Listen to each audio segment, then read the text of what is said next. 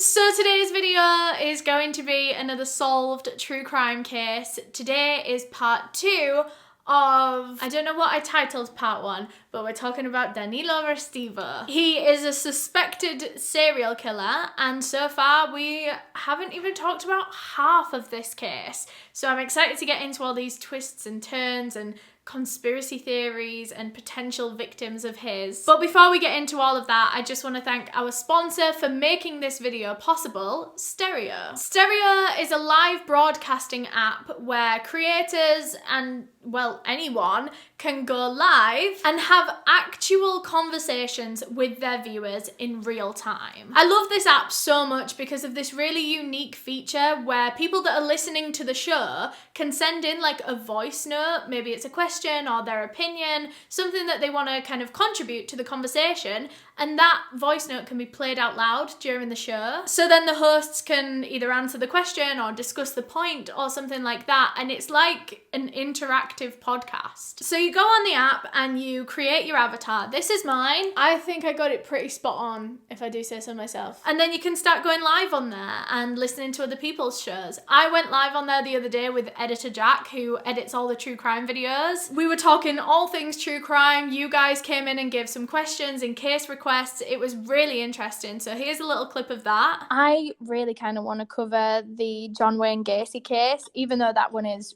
really, really famous and so many people have covered it before. I just find it so interesting. Jack, do you know what that one is? No. Can you explain? Oh, wow. Well, I don't know too much about it because I obviously haven't looked into it, but he was nicknamed the Killer Clown because he used to do kids' parties where he would be dressed up as a clown for entertainment, and he called himself like Pogo the Clown, and I think he used to kill young boys. I'll be going live again on Stereo in the next few days with another UK YouTuber. I don't want to say anything else because I want it to be a surprise for you guys. If you do want to stay in the loop of any future Stereo shows that I do, make sure you download it using the link down below in the description. You can follow me. My username is Eleanor Neale, and like I said, I'm going live again in the next couple of days with another YouTuber. You don't want to miss that. You can also catch the true crime show that I did with Editor Jack on there. You know, you can listen back after the show's already done, so don't worry, you didn't miss it. Thanks again to Stereo for sponsoring this video. Like I said, the link is down below in the description, although it is an 18+ app, so bear that in mind when you're signing up, but have fun. I love the app. But now let's just get into the rest of the case. Before we do, I'm just going to give a little bit of a summary of part 1 and then we'll just flow into the rest of the case. So this case starts off in 2002 in Bournemouth in the south of England. Single mother Heather Barnett lived with her 2 younger children, a 14-year-old son and an 11-year-old daughter. One day these 2 children came home from school and they found their mother, Heather Barnett, murdered in the bathroom of their own home in a pool of her own blood. She'd been struck by a hammer in the back of the head multiple times, and then when she was dead, her body was mutilated. Her breasts were cut off, and strangely, her hair was cut by her killer. They'd cut a lock of her hair out and placed it inside her hand and then closed her hand on it. And then in her other hand, she was holding another lock of hair that didn't belong to her, and police were unable to identify who this hair did belong to. Luckily for this investigation, there were a few pieces of crime scene evidence that were very valuable straight away. For example, there were footprints in Heather's blood all over the apartment, obviously from her killer, and this gave over a lot of information about the suspect straight away. Their shoe size, they were also wearing a very specific pair of Nike trainers that police now kept in mind for the rest of the investigation. And there was also a green hand towel left at the scene of the crime that didn't belong to Heather and her family. So it seemed that the killer had brought their own towel from home to clean up after the crime and then just left it there. So in this investigation, attention quickly turns to Heather Barnett's opposite neighbour. His name was Danilo Restivo. He was 39 years old, originally born in Italy, now living in Bournemouth across the road from her, and he actually commissioned Heather to work for him on some curtains. Heather was a seamstress, she would make custom curtains for people, and Danilo asked her to make these curtains, and he would come round to her house and, check the design and the colour was everything that he wanted. But police were now finding out from Heather's sister that Heather thought that every interaction that she had with Danilo Restiva was quite uncomfortable and weird, and he'd actually stolen something from her house. Or at least she believed he'd stolen something from her house. But this wasn't just, a bracelet or some money from the side. This was her spare keys for her home. He had stolen access to her house. This was just 6 days before the murder, and so Heather got all of her locks changed, and she thought that was the end of it. So police went over to speak to Danilo Restiva because he was now their prime suspect in this case.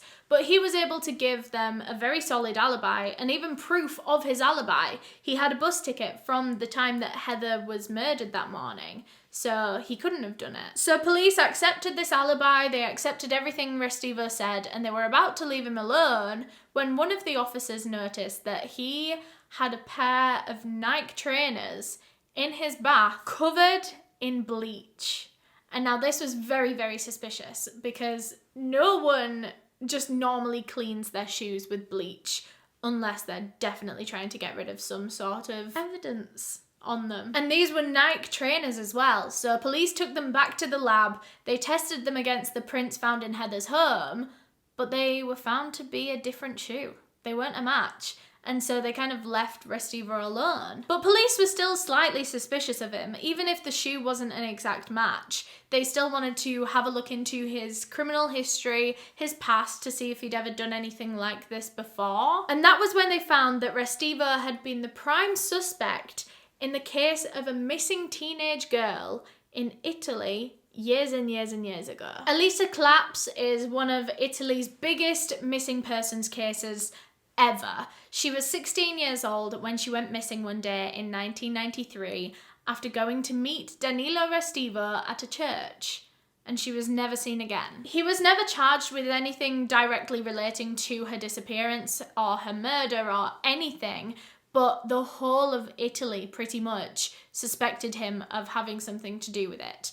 And his reputation was getting worse and worse, and he felt really uncomfortable in Italy, and so he moved to the UK to escape that reputation. So now he's over here in the UK, it's 2002, and Heather Barnett has just been murdered. And now police are very, very suspicious of Restiva. He was accused of something very, very similar all those years ago in Italy, and it seems to follow him everywhere he goes. And right now, he's just out there in society, and all they can do is keep an eye on him. They can't arrest him, they don't have any, major evidence against him to constitute an arrest. So for the time being, he's just out there and dangerous. So in 2004, it's been about a year and a half since Heather Barnett's murder, and there's still no major updates. They haven't found anyone, her family have no answers. But police do know that they need to keep a closer eye on Danilo Restiva now that they know about his past. So they had another look at his alibi. He said that on the morning of Heather Barnett's murder, he had been at a training course because he came over from Italy, he didn't have a job, and so he was training himself up to get a job in like IT or computer stuff. So he went to a course every single day at a training centre not far from where he lived. He would get the bus there at about 9 a.m. His class started at 9:30 a.m. and that's exactly where he was. Heather Barnett's autopsy pinpointed her death between 9:30, 10:30 kind of time when Restiva would have been at his class. So police went down to the training centre that Restiva took this class at to see if everything checked out, and the staff there showed them the logbook. So everyone that came in for a class had to sign their name down and what time they arrived. And Danilo Restiva put this in the logbook. Restiva wrote down that he'd arrived around 9 a.m, but that 9 looks like it's been altered. It looked like it said something else and then it was changed to a 9. So now, as soon as police saw this, they suddenly didn't believe his alibi because it looked as though he'd got there at a different time and then just changed it so that he would have an alibi. Yes, he had the bus ticket to prove that he went to the training centre, but what is there to say that he didn't get on the bus and only ride it to the next stop so that he would have that ticket, but then he got off and walked back home to go and kill Heather? So police decided that they were going to try and prove this theory that Restivo got on the bus and only rode it to the next bus stop, and then he got off there and walked back just so that he would have the proof of the bus ticket if he ever needed to prove his alibi. So they had a look for some CCTV footage from right outside the bus stop, and it showed at 9:30 a.m. Heather driving back onto her street after dropping her kids off at school. And then around 10:15 a.m., so 45 minutes later, a man is seen running down Heather's road and to the bus stop with like his hood up or something. Now they can't say for sure that this was Danilo Restivo because, I mean, it's CCTV footage, it's really bad quality, you can't really identify anyone. But this would make sense. So imagine he then got on the bus at 10:15 a.m. after just murdering Heather Barnett. He rides the bus all the way to his training place, puts in the book that he got there at 10 something a.m. and then realizes, oh no, I'm supposed to have been here for another hour. So he changes it to 9 something a.m. He's got the bus ticket to prove it. He's written it in the logbook. It kind of makes sense if that's what he would have done. But again, there's no way of proving this at all. But at this point, police knew they needed to step up the investigation because nothing was really happening. It had been a year and a half and they still haven't charged or sentenced anyone with Heather Barnett's murder. And they were pretty sure that it was going to be Danilo Restiva that they charged. So they decided to put Restiva on 24-hour police surveillance. They were going to watch him from the moment he woke up out of bed to the minute he went back to bed. And they followed him everywhere. So every time he went to the shop to buy something, they were there. They followed him to his training course, on the bus, when he would go out for walks. They literally followed this man everywhere. And things seemed normal. For a while, they really weren't getting much out of this surveillance, and it was costing a lot of money, and they knew that they kind of needed to catch him doing something to be able to arrest him. They knew they needed to step it up once again, and so they decided to call in Danilo Restivo to the police station for another interview. But they really didn't care that much about the actual interview. The interview wasn't their priority here. They actually just wanted to get Restiva out of his home so that other officers could sneak in there and bug the whole place. They put microphones in there, they put cameras in there, in his home and in his car. Because obviously with police surveillance, all they can do is watch him. They can't really see inside his house, they can't hear his conversations, and now they were hoping that maybe he would have some sort of incriminating conversation, maybe with his wife or something, that they could then use against him. But they weren't just going to sit around and wait and hope that he said something incriminating off his own back, because let's face it, at this point it had been almost 2 full years since Heather Barnett's murder. If he was responsible for it 2 years ago, he probably still wasn't talking about it just on the regular. So they couldn't really wait for him to say something off his own accord. They decided that they were going to provoke him. They were going to get it out of him. Up until now, the UK press and the media hadn't known about the connection between Heather Barnett and Elisa Claps. Only the police knew about this, and they were keeping it under wraps because they didn't want Danilo Restivo to find that out and then flee. So police came up with this plan to leak the information to the press about these 2 cases potentially being connected. And they hoped that they might be able to get Danilo Restivo's live reaction to hearing this news for the first time. Maybe it comes on the TV and he says something that incriminates himself. They get his reaction of him being worried and guilty. Or maybe they were hoping that his wife would bring it up in conversation with him. You know, they were both Italian. They both lived in Italy at the time that Elisa Claps went missing. But maybe once they got talking about it, he might say something incriminating, or he might confide in his wife that it was him or something. Police were just hoping for something. So the news broke in the papers, on TV, everything. It was front page news. It was huge. And they waited all day for Danilo Restiva to notice that this was out in the public now. And actually, I think the first time it was brought up to Restiva was by his wife in the house. His wife made some kind of comment about how they were looking into it in connection with their neighbour's death. And Restiva barely reacted. He said one or two things about it and then just kind of stayed quiet.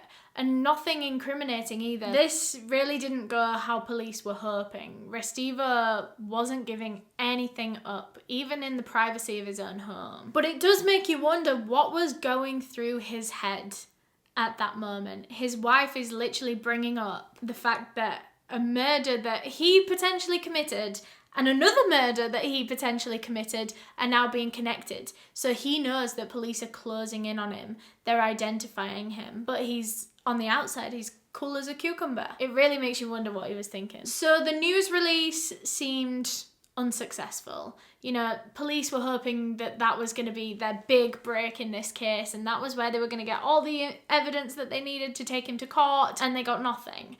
And now they were feeling really hopeless, and they were worried about the future of this investigation. That was until a couple of days later when Restiva suddenly started acting really odd in public. Bear in mind, police were still on 24-hour surveillance. They were watching him at all times whenever he left the house.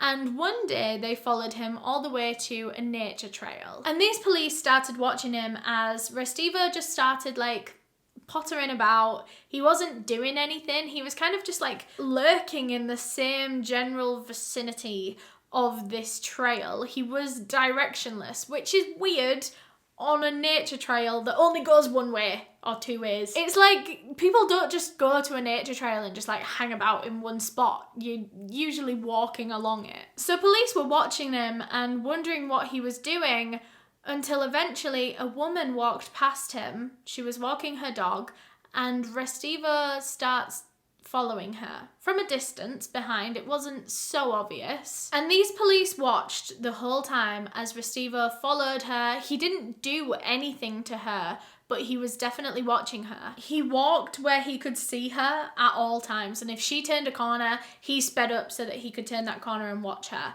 And at one point, he even started hiding in bushes to watch her walk by. So police watched this for a while, and then rather suddenly, Restiva just gets up and stops. He leaves this woman alone, and he just walks back to his car as if nothing happened. Police think that he must have seen something, whether he saw the police or whether the woman maybe noticed that he was behind her or something. It was as if he got spooked and decided to just stop. Because then he was walking back to his car, and this was the first time that he'd acted normal all day. When he got back to the car, he took off the gloves that he was wearing, and bear in mind, this is the summer. I don't think I said that before, but this was May of 2004. It was warm. Police said that this was a warm day. They even had to sit in their surveillance car with the windows down because it was a warm day. And there's Restiva walking around with gloves on, a coat on. But anyway, he gets back to his car, he takes the gloves off, he takes his bag off and puts that in his car, and then he gets a change of clothes out of his boot and then goes around a corner and gets changed into another outfit. Now this scared police, the surveillance police that were watching him, because they knew why they were there. They knew everything about the Heather Barnett case, and they knew that her murderer had changed his clothes after he killed her. And now they're watching this guy that's been acting really weirdly, following women, hiding from women, and now he's changing his clothes again. They were really, really worried. And so they got in contact with the other officers back at the station, and they just said, look, this is the situation. We don't think that we should just be watching him from afar anymore. We think someone should come in and, say something or do something. They needed intervention now. So the officers in charge of the investigation told these surveillance police to not do anything. Don't move, don't approach him unless they absolutely have to. And he looks like he's about to, do something. But the guy in charge just told them it's not worth it. We don't want to blow our cover as undercover police because we want to keep watching him. We want to keep this surveillance mission going. Instead of the undercover officers approaching Restiva and blowing their cover, they were going to send in some uniform officers. So in a police car, in the police uniform, very obviously police. And they were going to get these officers to go and approach Restiva, not because of his behaviour that day, not because of the murder, not because of anything like that, but these officers were going to go there on the pretense that there'd been some robberies in the area, some thefts in the area, and they were just investigating it. So they were just interviewing people on the nature trail to see if they'd seen or heard anything, So these uniform officers arrive at the trail, they go straight over to Restivo's car where he still is, and they explain to him why they're there because of these thefts in the area. And they just asked him what he was doing in the area because he said he didn't live too local. And so he said that he was actually there on a walk. But not just any walk. He said that he would go on these walks quite often because he had a pet lizard at home and he would go to these nature trails to go and pick bugs for his lizard to eat. And this was actually a really good cover story, and I hate to say it because it explained why he was ducking down in all the bushes because he was looking for bugs. It would explain why he seemed very directionless on a one-way trail. He thought about things so well in advance. He made sure he had an answer for everything. He was always one step ahead. So police couldn't really dispute his reason for being really weird on the trail because he does have an answer for it. But police knew why he was really there. Of course he wasn't picking up bugs for his lizard. He was just being a creep. And they were especially worried that he was looking for his next victim that day. Potentially that woman that was walking her dog that he was chasing for so long. So the officers accepted his reasoning for being there, but they said, look, can we just check your car and stuff anyway, just because we're investigating these thefts, so can we have a look? And what could Restivo say, really? If he denied officers looking in his car, he would look suspicious. So he let them. And inside his car, they found the bag that he'd just taken off. So this was the bag that he'd been carrying around this trail with him as he was stalking this woman. And inside this bag, police found a 15-inch blade, so a massive knife, 2 pairs of scissors, his gloves, a balaclava, loads of cleaning stuff, so like wipes and tissues, potentially to get blood off of him. So we can be pretty sure that Restivo left his house that day with all of this equipment. Police nicknamed it his murder kit. He left the house with all of that with the intention of going to the nature trail to find his next victim. And he was stopped in his tracks. So police seized this big bag of stuff and they took it back down to the police station. And you would think that they might be able to arrest him now because they just caught him looking for his next victim. But that's not really how it works. Because he actually hadn't done anything that day. He'd been walking around with a blade. I mean, they could have arrested him on possession of something, I don't know, a dangerous weapon. But they didn't, because they didn't want him to think that something was going on. They just seized all of this stuff and let him go on with his day and continued watching him. They didn't bother arresting him because they knew that it was a weak case. He would be able to come up with some kind of excuse as to why he had all that on him, because I hate to say it, he was a clever man. And he always had an excuse for everything. He always had an answer to everyone's questions and everyone's suspicions. The only evidence that they had to say that he killed Heather Barnett was all circumstantial stuff. They didn't have any DNA, they didn't have any forensics, they didn't have any concrete evidence that you could present to a jury and convince everyone. All they had were things that he would be able to talk his way out of. And they needed that one kicker piece of evidence. And luckily for police, it was just around the corner. And it was rather unexpected, actually. Think about all the stuff that they'd been doing over the years to try and catch this man.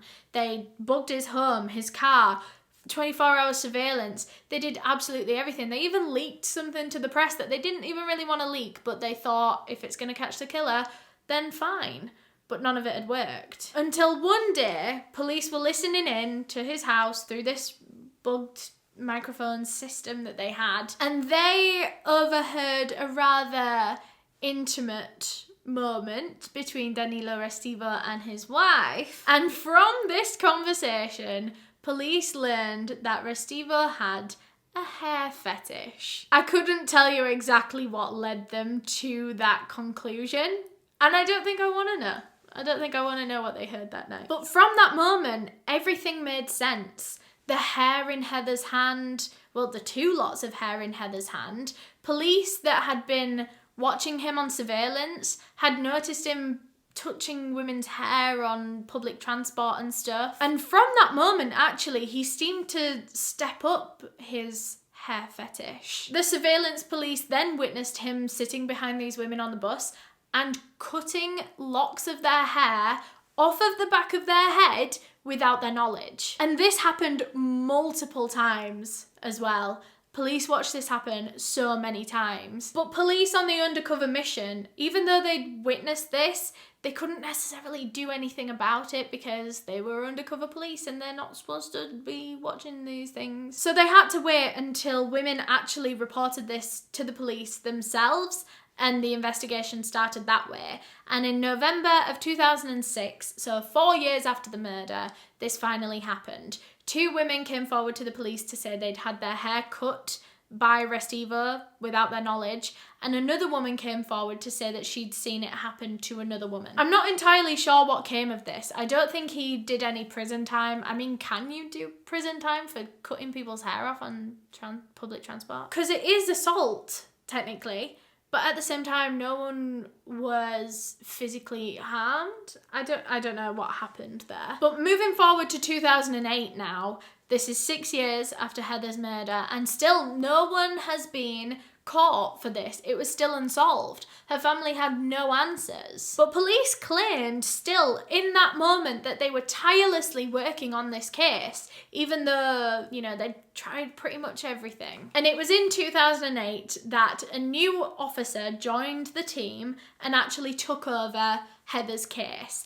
And he decided that now that it was under his now that he was in charge of this, he was gonna make everyone do everything again. They were going to start from scratch because some things hadn't even been looked at or read through since 2002. So he thought, right, the best thing to do here is to refresh everyone's memory, redo absolutely everything in this case. So that meant sending everything for forensic testing again. Also, it had been like 6 years since everything was tested, and between 2002 and 2008, technology improved a lot. So who knows, maybe advancements in technology could find something now that those first tests hadn't actually found. So they started with the lock of hair that was in Heather's hand that wasn't her own. They desperately wanted to find out who this lock of hair belonged to, just in case it was another victim. And now, knowing what they knew about Danilo Restivo's past in Italy with the Elisa Claps case, who knows, maybe it could have been her hair after all this time. So they got this lock of hair from Heather's hand and they called Elisa Clap's brother and her mother to send them like a DNA test. So they were going to test her relative's DNA against this clump of hair to see if it could potentially have been hers. However, it didn't come back as a match. This wasn't Elisa Clamp's hair. But questions still stood. Whose hair was this? And why was it at Heather Barnett's murder scene? So now the lock of hair was sent to hair experts for testing. And this is the point in the video where now I need to try and explain something to you guys that I don't even really understand myself. But let's go. So in a single strand of your hair, experts can tell so much about you and your lifestyle just from the chemicals and the proteins or whatever that are in your hair. It's essentially a timeline of your recent life because your hair grows 5 centimeters every month. So think of it like every 5 centimeters of your hair was a different month in your life. And all of the chemicals that you ingested into your body will show up in your hair in a timeline. That's the reason that they test people's hair in like drug tests, is because if someone did drugs like 8 months ago, you can tell from their hair. So the reason they were trying to test this little lock of hair was because they wanted to put together a timeline of this person's life, this mystery person, so that they could then put that timeline out there onto the news and be like, is this you that does all of these things? So the main thing that they were looking for from this test was location. Now, the tap water that you drink every day has different chemicals in it to a different country, or even some different parts in the same country will have different chemicals in the water. I presume like Northern England and London have drastically different chemicals in the tap water, and that will show in your hair. So they can pinpoint literally where people live and have visited based on the chemicals in their hair from when they drank water. The science behind it is absolutely mental. So these hair experts from this test put together a timeline of this person's life before they had their hair cut. They said that this person lived in the UK because those were the main chemicals in the strand of hair. And then 2 months before their hair was cut, they went to Valencia in Spain. How specific is that? But it doesn't stop there. And then a month after that, they went to Tampa in Florida. And then they came back to the UK again. They can tell all of that from one strand of your hair. So now police went onto the news and they were like, is this you? Did you go to Valencia in Spain 2 months ago? Did you go to Tampa in Florida a month ago? Like, they were really looking for this very specific person that had been to these specific places. And they were really hopeful that this person was going to see these appeals and know that police were looking for them. I mean, it is a very specific person. Those 2 holidays, plus the fact that they probably had a chunk of their hair cut off on public transport, you know, that probably doesn't happen to too many people. But unfortunately, this appeal never brought anyone forward. No one ever came forward to police and said, I think that could be me. Now, this could be for a multitude of reasons. Maybe the person just never saw the appeals. Maybe they just never knew that police were looking for them and wanted to speak to them. Or potentially something even more sinister, and this is what police feared right from the start, was that maybe the person whose hair it was already dead. Maybe they were a previous victim of Restivo's. And to this day, police still have no idea whose hair that was in Heather's other hand. They've never found out. No one's ever come forward. They've never been able to fully identify it. But the investigation continued. It wasn't going to stop there. Police still had so much more to retest. Like I said, they started the forensic testing from the beginning again. So this meant that they were going to retest that green hand towel that was left at the scene of the crime that they believed belonged to the killer. The killer brought their own towel. We'll get onto the results of that in a minute, but first I want to talk about the Nike trainers. The Nike trainers that they seized from Danilo Restivo. They found out very early on in the investigation that these trainers were not a match to the ones that had made those prints all over Heather's floor. And this still stood in 2008. They retested it against the prints, still wasn't a match. These weren't the shoes that made those prints. But if you remember, I said the killer got changed into another pair of shoes once they'd made those prints. Could these Nike trainers have been his second pair of shoes? So the forensics investigators took these trainers and they absolutely sprayed the hell out of them with luminol. Luminol is the chemical that once it is sprayed on a previous blood stain. So say for example I got blood on the sleeve of my shirt, washed it off, you can't see anything, and then you spray luminol on it, it will show up where blood once was. So these trainers, there was no blood on them to be seen with the naked eye, but as soon as they sprayed luminol all over them, they found that there had been quite a lot of blood on the inside of them, like on the inside sole of the shoe. Now this made so much sense to the police because, you know, this killer did take off their shoes and get changed into another pair of shoes. It makes sense that maybe Restivo could have stepped in some blood between taking the old shoes off and putting the new ones on, so his socks then had blood on them, Heather's blood, and then he put that sock inside his shoe, which means that the inside of the shoe has blood in it. Unfortunately, because Restivo had bleached these trainers in 2002, literally just days after the murder, there was no way of being able to tell whose blood this was inside the shoe. I mean, if police could have DNA tested it and it came up a match to Heather, then that'd be case done and dusted. But, you know, bleach gets rid of every single piece of DNA. All they could see was that blood had been there, but they didn't know whose it was. And they knew it was very weak evidence because Restiva, we know he's good at excuses and explanations. He would have come up with some reason as to why he'd bled all over his shoes. So the circumstantial evidence is just mounting up and up and up, but they still don't have that one big piece of evidence that they need to seal this case. But then the results came back from that green hand towel that was found in Heather's home. They'd done a retest of all different DNA types on it.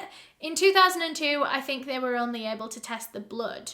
But now in 2008, they could test for any type of DNA, whether that was sweat or skin cells or anything. And when they retested this green hand towel, they found a match to Danilo Restivo on this towel. And this was great news at first. Investigators thought they finally had that one big piece of evidence to put Restivo in prison for Heather Barnett's murder. But then they realised that he could probably talk his way out of this one as well. When police confronted Danilo Restivo with this information that they'd found his DNA on this towel, he confessed that it was his towel. He said, yeah, that is mine. But he said he actually took it over to Heather's house when he was having that meeting with her about the curtains. He said that he'd brought it as a colour match for the curtains to show her the kind of green that he wanted. So that would explain why it had his DNA on it, because he owned it, and that also explained why it was in Heather's house when she was killed, because he left it with her so that she could find the perfect colour for his curtains. And this was so frustrating for police because they knew that that wasn't the case. They just knew that wasn't why he took it over. But if that was presented in court and he got up and said that was the reason for the towel being there, he'd get away with it because there's no proving that he's lying, really. Heather's sister did tell police that she would be willing to testify against that. If they did want to use that information in court and he was to say, oh no, I just took the towel as a colour match, then Heather's sister said she would go up there in court and talk about the evidence that we spoke about in the first part of this series, because Heather actually told her sister that Danilo Restivo didn't really know what he wanted for his curtains. He didn't know what fabric, he didn't know what colour, and at the time she thought it was pretty weird. She thought, well, why are you getting custom-made bespoke curtains when you don't actually know what you want? So her sister said that she was happy to go and say that in court, that Danilo Restivo couldn't have used the towel as a colour match because he didn't even know what colour he wanted for his curtains. But again, it's easy for him to argue his way out of. He could have just said, oh no, I decided in the end and I wanted green and that's why I took the towel. It was so hard for police because every single thing they could find against him, he had an excuse, he had an answer for it. So the case continued. Still, 8 years on, they had nothing. They had nothing. They knew who had done it as well. They knew it had to be Danilo Restivo, but they just couldn't get him. So now skip forward to March of 2010. It's been 8 years since Heather Barnett was killed, and the case is still ongoing, but police are so hopeless. They've tried everything. They've got nothing left. They've poured so much time and funds into this case and they're getting nothing from it. They're running out of ideas at this point and they're starting to think that they're never going to find Heather Barnett's killer. But one thing UK police didn't expect to receive in March of 2010 was a phone call from Italian police with that one piece of evidence that they needed. Elisa Claps. That church that Elisa and Restivo went and visited on the day that she disappeared in 1993, almost 2 decades ago at this point, all this time it had remained unsearched. Everyone knew that that was the last place Elisa was seen alive, but they couldn't search it because it was privately owned by the priest. He was the only person with a key and he reserved the right to not let anyone in if he didn't want them in. He reserved the right to deny any kind of police search, and that's exactly what he did for 2 decades. Even though the family of Elisa campaigned to be allowed in that church and to look for her because they thought she might have been in there, But this priest was having none of it. He didn't let anyone in. But then in 2010, well, the priest died and he couldn't object anymore, I suppose. So now it was being opened up. Someone else had the keys, someone else had the premises, and it was being, I think, like restored or renovated type thing. So these workmen came round to the church to assess the layout of everything,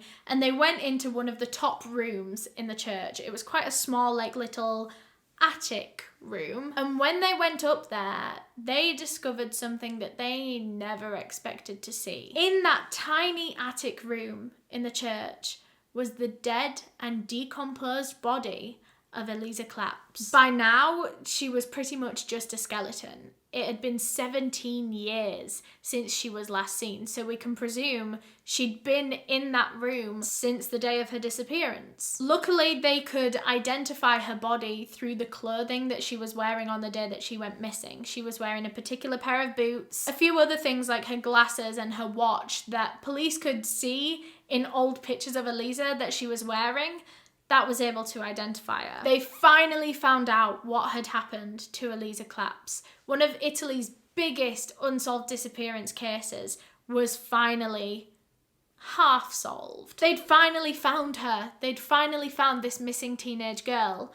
But now they only had even more questions. Who had done this to her? Why had they done this to her? That we'll get onto in a second, but for now let's look at this through the eyes of the UK police. Italian police were investigating the actual death of Eliza Claps, while the UK police were trying to compare this as much as they could to Heather Barnett's murder to see if they really were committed by the same person, Danilo Restivo. So they were comparing the way that both women were found and both different cases, and the similarities were just uncanny. First of all, both women had had their hair cut. A chunk of their hair was cut from their head. Now, I'm not 100% sure how they knew this about Eliza Claps. I don't know at what rate your hair actually decomposes, so I don't know if it was, you know, still there for them to see that. But anyway, the second similarity was that both women were found with their trousers pulled down slightly. I said this in part one of the case, that Heather's trousers and her underwear were pulled down a few inches, so they weren't fully pulled down, and they weren't really pulled down enough to do anything. Again, we don't know the exact reason for that part of the murder, or that part of the aftermath of the murder anyway. But with both women, it was the exact same. It was pulled down kind of half. Both women's bodies were found with their bras completely cut open from the front. So their killer had cut between the cups of the bra so that it would just like pop off of their body. It seemed both of these women had sustained the bulk of their injuries to the back of their head. They'd both been hit around the back of the head with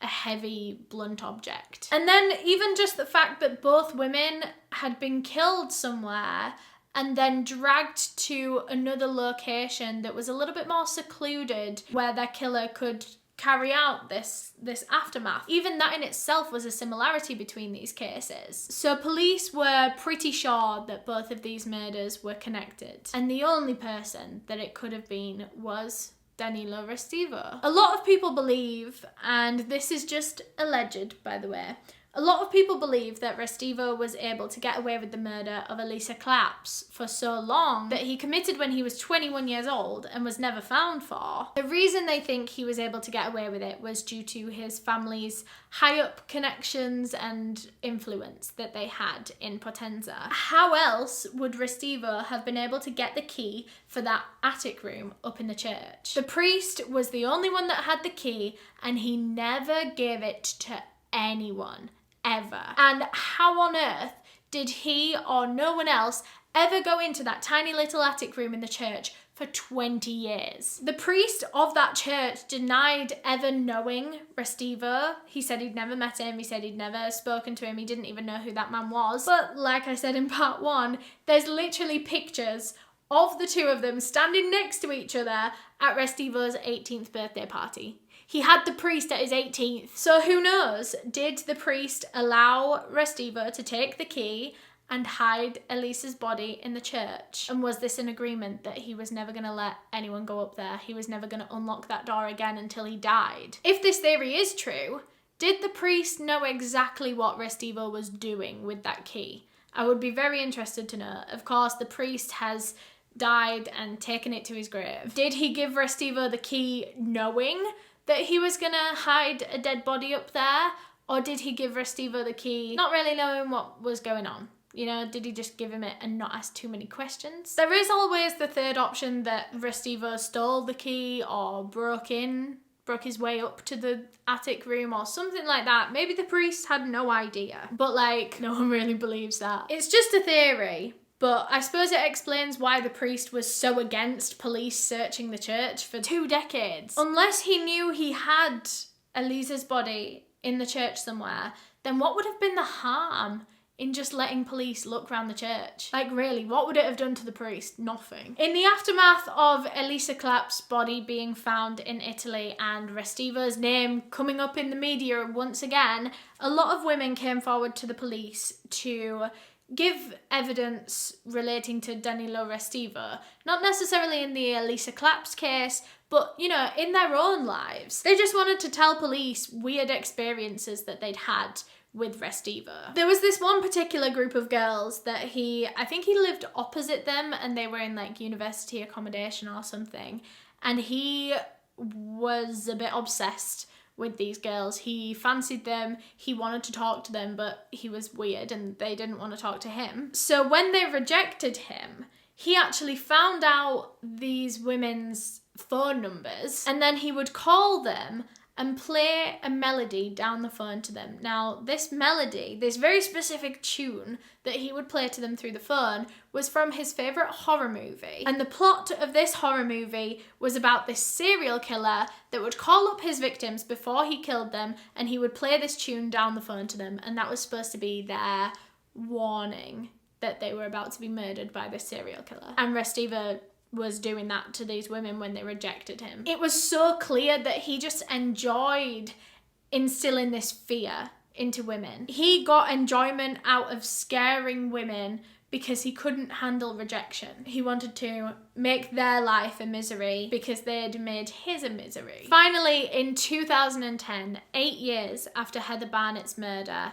Danilo Restiva was arrested and charged in relation to this. Restiva maintained his innocence in both murder cases, Heather's and Elisa's. He said it was just a mere coincidence that both women turned up brutally murdered and he just happened to know both of them. I mean, it goes beyond a coincidence when it literally follows you from country to country. People that attended Danilo Restivo's court appearances and his trial said that his demeanour in court was very chilling. He was very cold, very just unbothered. He was like dead behind the eyes. He was just emotionless. It was like nothing even mattered to him. After this whole 8-week trial, the jury returned their unanimous verdict that Danilo Restivo was guilty of the murder of Heather Barnett. And for that, he was sentenced to a whole life tariff. That means he'll never be out of prison.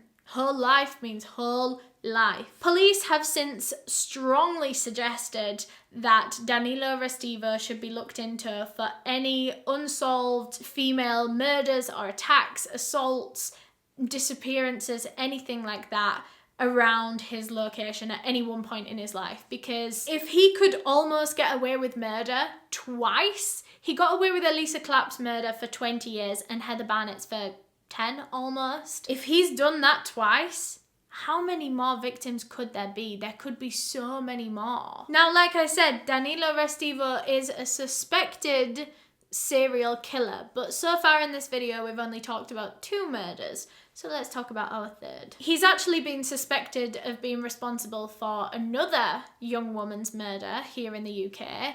this time a 26-year-old Korean student named Oki. Her full name was Jonguk Shin, but she went by the nickname Oki. She was here in the UK for her studies in 2002, early 2002, so the same year that Heather Barnett was later murdered. Oki was on a night out with friends, her university friends, and at the end of the night, she walked home. She was literally just 2 streets away from her house when she was stabbed to death in the middle of the street. She was stabbed 3 times in her back, and Oki actually managed to scream so loud that she scared off her attacker.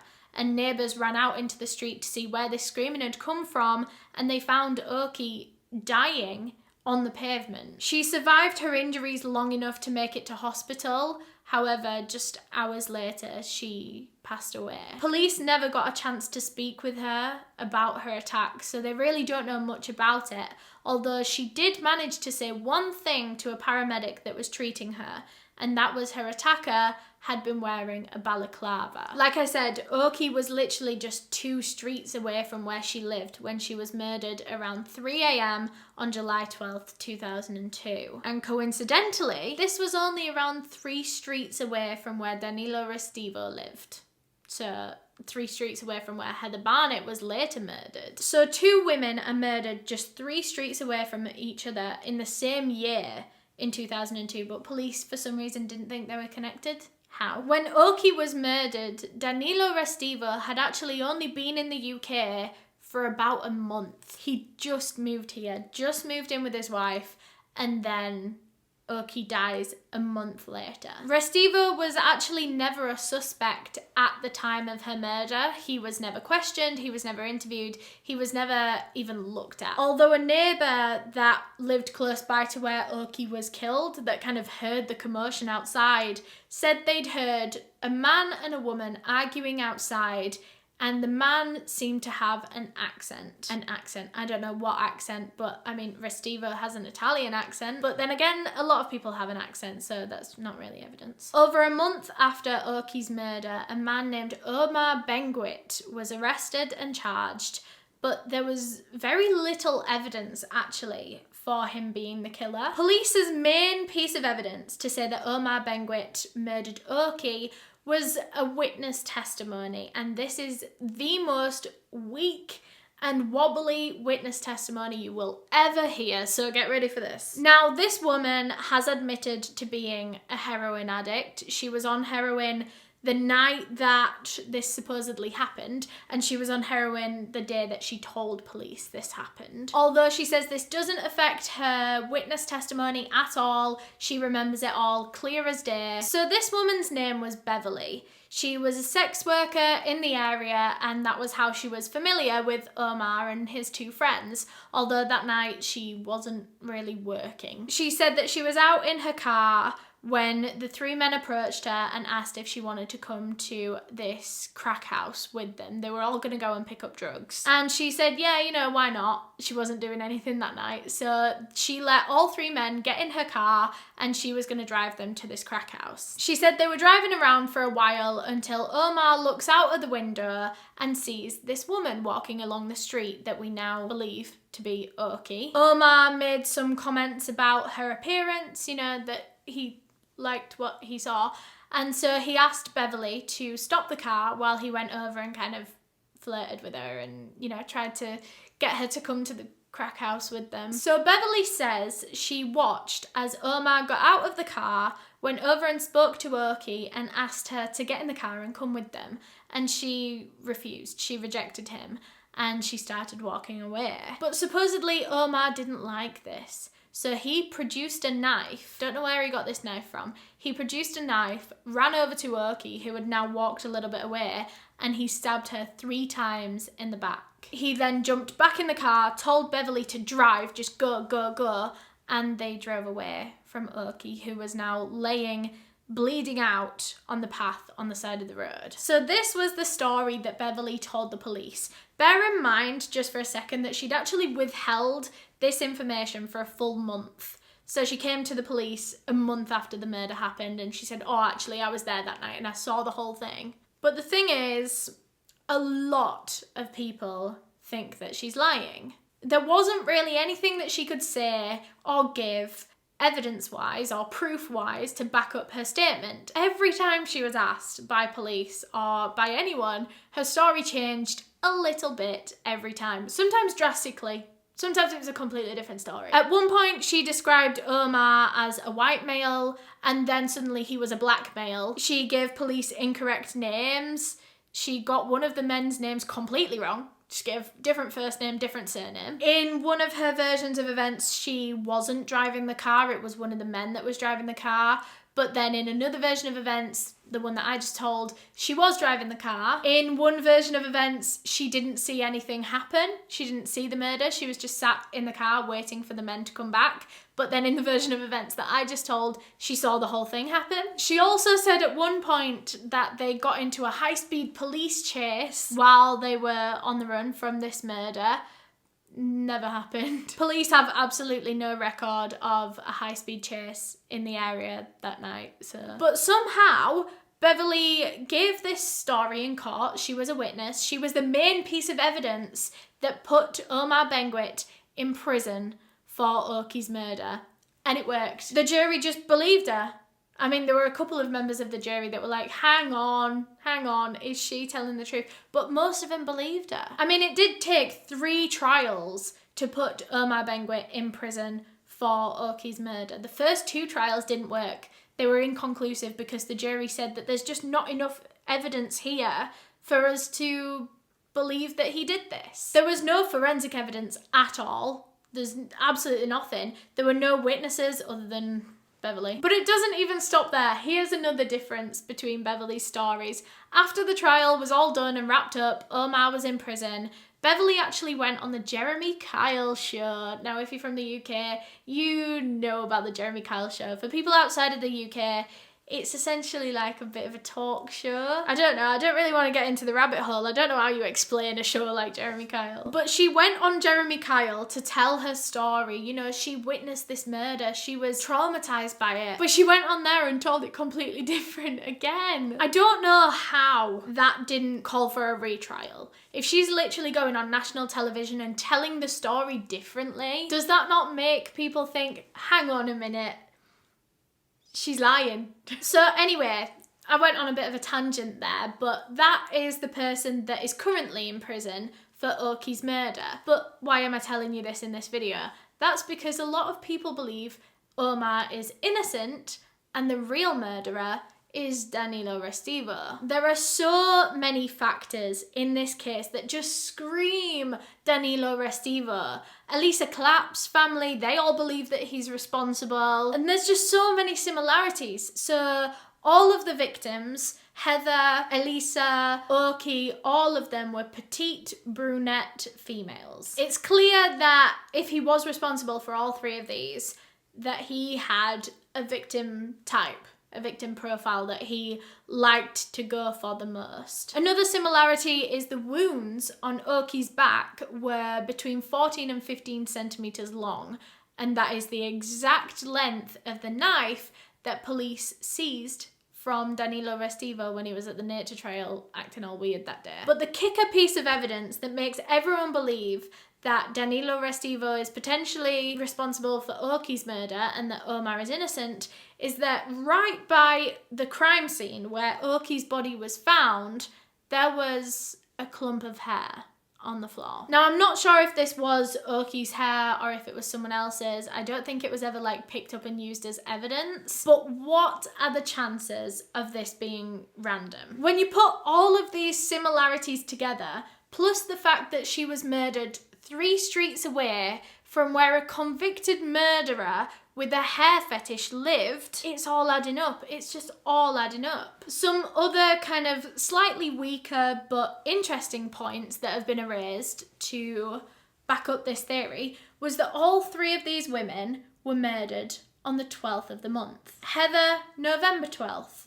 Elisa, September 12th. And Oki, July 12th. Not only that, but the day that Restivo was being watched by the police at the nature trail, he was stalking these women, he was hiding in bushes, he had his bag taken off him that had his murder kit in it, a knife, gloves, everything. You've probably already guessed it, but that day was May 12th. Another 12th.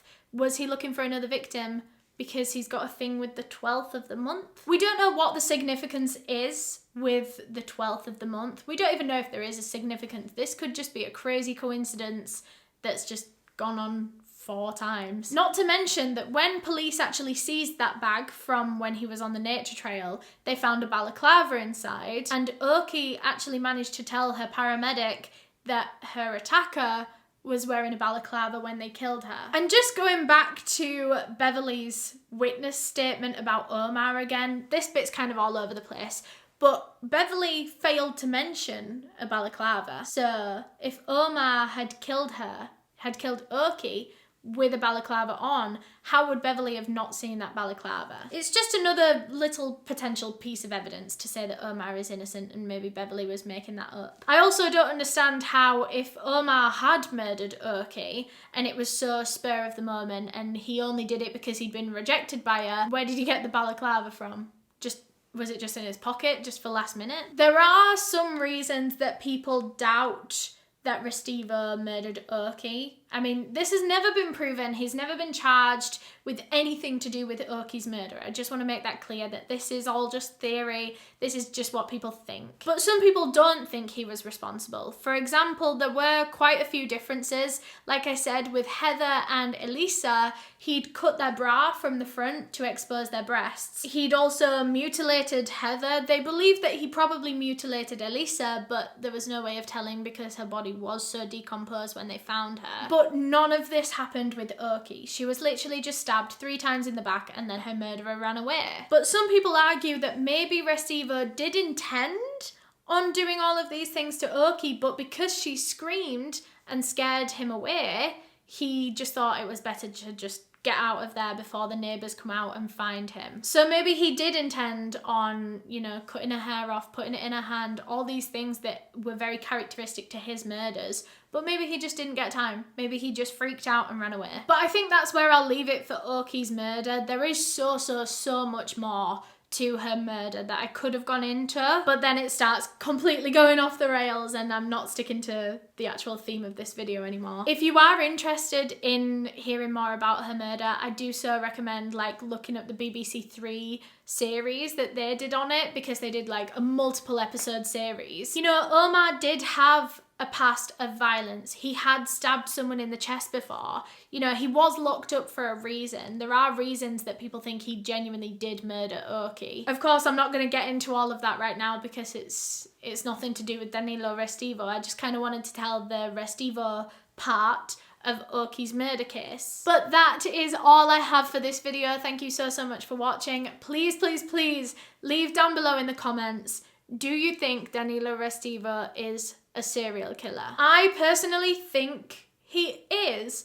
Whether he's responsible for Oki's murder or not, I think the way that he got away with 2 murders for 2 decades, I think there's got to be another victim out there somewhere, which is heartbreaking to think about, that they've never got the justice that they deserved. But I think the police were definitely right to say to look into Danilo Restiva in relation to cold cases and, you know, disappearance cases, because he seemed so intelligent with the way that he did these things. He had an answer or an excuse for everything, which makes me think that he's been able to blag his way out of another conviction before in his life, maybe. Let me know what you think down below in the comments. I can't wait to read the comments on this video, so make them interesting. Thanks again to Stereo for sponsoring this video.